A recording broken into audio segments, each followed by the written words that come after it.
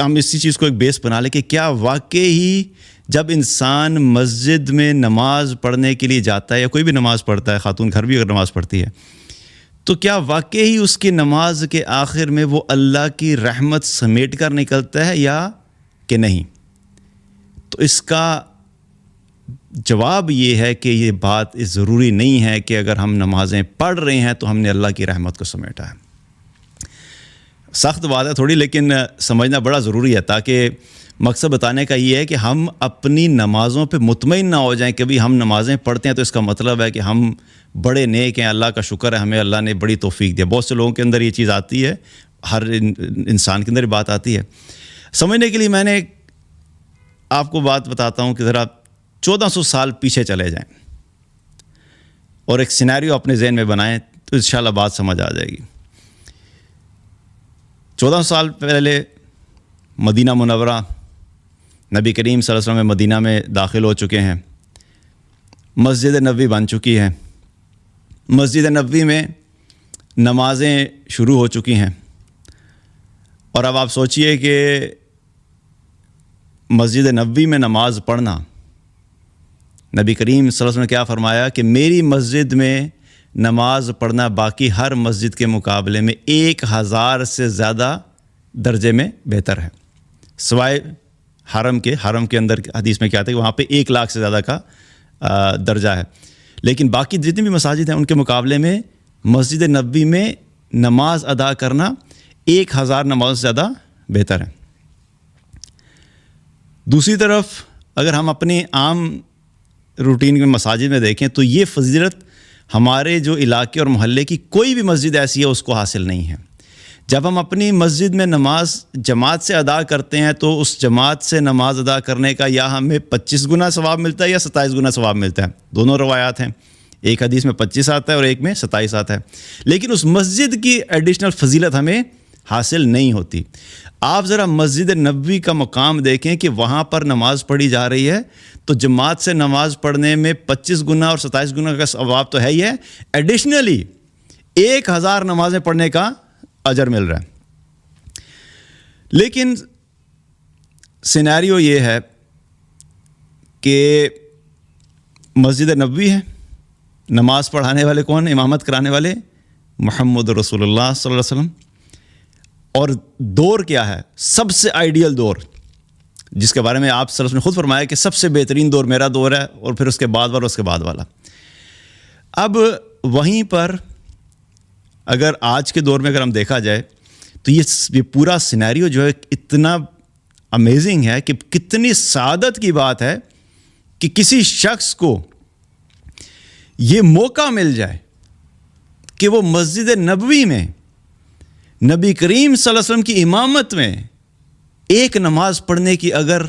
کسی کو مل جائے تو ہمیں اگر موقع دیا جائے، ہمیں اگر آج یہ کہا جائے کہ بھئی ایک اپرچونٹی ہے، سمجھانے کے لیے بات بتا رہا ہوں، ظاہر ہے نبی کریم صلی اللہ علیہ وسلم ابھی اس طرف دنیا میں واپس تو نہیں آئیں گے، لیکن سمجھانے کے لیے بتا رہا ہوں کہ آج اگر یہ کہہ دیا جائے کہ فلاں ٹائم پہ جو ہے فلاں دن میں فلاں نماز جو ہے وہ نبی کریم صلی اللہ علیہ وسلم مسجد نبوی میں خود پڑھائیں گے، تو دنیا سے ہم سارے اپنا سب کچھ بیچ بٹا کے کسی بھی طریقے سے شامل ہو سکتے ہو تو ہم سب شامل ہونے کی کوشش کریں گے کہ اتنی بڑی سعادت کہ نبی کریم صلی اللہ علیہ وسلم کی امامت میں جو ہمیں ایک نماز مل جائے۔ اور وہ تو دور کی بات، آج ہم دیکھیں تو ہم مسجد نبوی میں جب جاتے ہیں تو صرف جو ہے وہ وہاں پر ریاض الجنہ میں 2 رکعت نماز نفل پڑھنے کے لیے ہم کتنے پاپڑ بیلتے ہیں۔ پہلے ایک وقت تھا آسان ہوتا تھا، اب کتنا مشکل ہو گیا۔ لاسٹ ٹائم ہم جب گئے تھے تو وہ ایپ اویلیبل ہے، اس ایپ کے اوپر اپوائنٹمنٹ لیں، 1 مہینہ پہلے اپوائنٹمنٹ لیں، اور اپوائنٹمنٹ ملتی یا نہیں ملتی، اور اتنا مشکل ہو گیا کہ وہاں پر آلموسٹ ناممکن ہو گیا سرٹن ٹائمز میں۔ لیکن اگر نبی کریم صلی اللہ علیہ وسلم کی امامت کے بارے میں بات آئے تو ہم میں سے سارے کے سارے پہنچنے کی کوشش کریں گے۔ لیکن آپ سوچئے کہ 1400 سال پہلے آپ مسجد نبوی میں امامت کرا رہے ہیں، اور امامت کراتے ہوئے آپ کے پیچھے ابو بکر بھی ہیں، عمر بھی ہیں، عثمان بھی ہیں، علی بھی ہیں، عبد الرحمن بن عوف بھی ہیں، سعد بن ابی وقاص بھی ہیں، طلحہ بن عبید اللہ بھی ہیں، بہت سارے اور صحابہ ہیں رضوان علیہم اجمعین، اور انہی صفوں میں عبداللہ بن ابی بھی کھڑا ہوا ہے۔ منافقین کا سردار، وہ بھی اسی مسجد میں نماز پڑھ رہا ہے جس مسجد کی فضیلت 1000 نمازوں سے زیادہ کی ہے، وہ بھی انہی نبی کریم صلی اللہ علیہ وسلم کی امامت میں مقتدی بن کے نماز پڑھ رہا ہے۔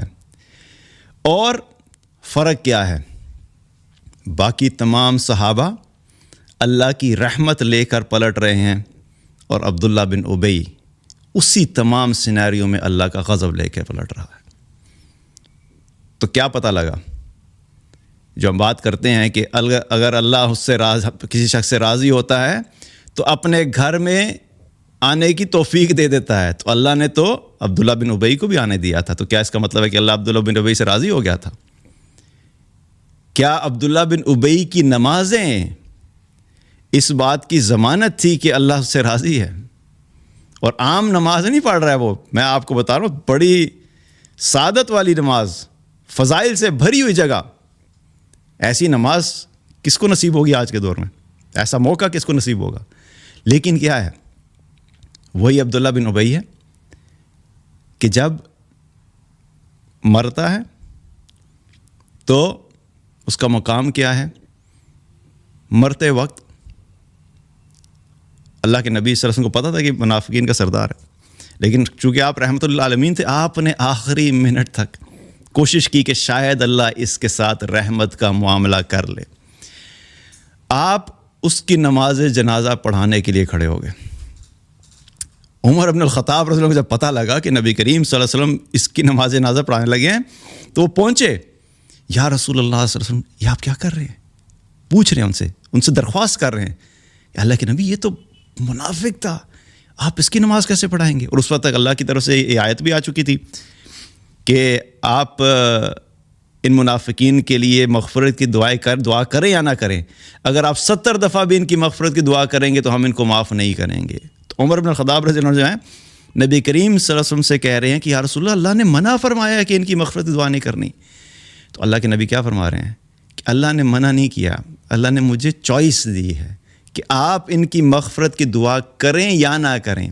اگر 70 دفعہ بھی کریں گے تو ہم ان کو معاف نہیں کریں گے۔ تو آپ نے فرمایا کہ اگر مجھے یہ پتہ لگ جائے کہ 70 سے زیادہ دفعہ ان کے لیے دعا کروں گا تو میں اس کی مغفرت کے لیے 70 سے زیادہ دعا مانگوں گا۔ آپ نے نماز پڑھا دی، اس کے بعد پھر اللہ کی طرف سے حکم آ گیا کہ اب کے بعد آپ کسی منافق کا بھی نماز جنازہ نہیں پڑھائیں گے، منع کر دیا اللہ نے۔ آپ سوچیں، نمازیں تو پڑھ رہے ہیں، وہ مسجد میں پڑھ رہے ہیں، کیا اللہ کی رحمت لے کے نکلے؟ نہیں لے کے نکلے۔ اس سے کیا پتہ لگتا ہے؟ ایک کہ صرف نماز پڑھ لینا یہ اللہ کی رحمت کی ضمانت نہیں ہے۔ دوسری بات دلیل کیا پتہ لگتی ہے کہ قیامت کا منظر ہے، معروف حدیث ہے، پہلے بھی ہم نے بات کی ہوئی ہے۔ قیامت کا دن قائم ہوگا، اللہ تعالیٰ جنت و جہنم کا فیصلہ کر دے گا، جنت والے جنت میں چلے جائیں گے، جہنم والے جہنم میں چلے جائیں گے۔ اور جب جنت والے جنت میں پہنچیں گے تو وہاں پہ دیکھیں گے کہ ان کے کچھ قریبی ساتھی موجود نہیں ہیں، کچھ بھائی موجود نہیں ہیں، اور جو ہی وہ دیکھیں گے کہ نہیں ہیں تو اللہ تعالیٰ سے بات کریں گے کہ یا اللہ ہمارے وہ بھائی کدھر ہیں جو ہمارے ساتھ نمازیں پڑھا کرتے تھے، روزے رکھا کرتے تھے، حج کیا کرتے تھے، آپ نے ان کو جہنم میں ڈال دیا۔ سبحان اللہ۔ اب یہ کیا ہے؟ یہ حدیث میں الفاظ ہیں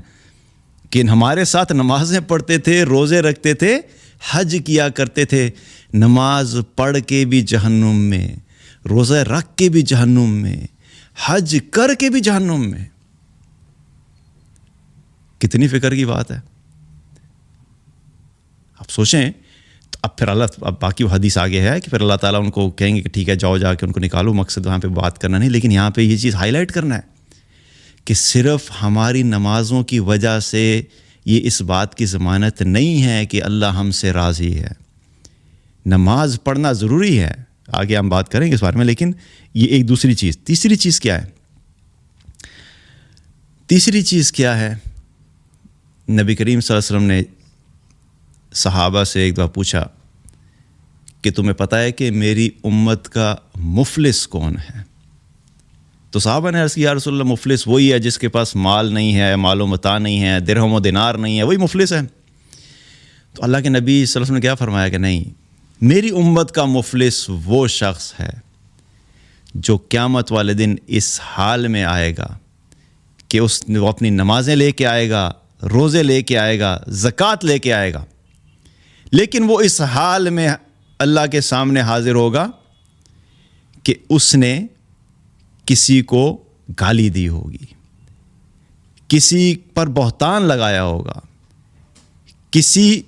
کا مال غصب کیا ہوگا، کسی کو مارا پیٹا ہوگا، کسی کا خون بہایا ہوگا، یہ سارے کام لے کر آئے گا۔ تو اللہ تعالیٰ اس کی نیکیوں میں سے نکال کے جس کے ساتھ اس نے زیادتیاں کیونکہ اللہ اس کی نیکیاں ان لوگوں میں بانٹ دے گا، اور اگر اس کی نیکیاں بانٹنے کے بعد بھی لوگوں کے حقوق پورے نہیں ہوئے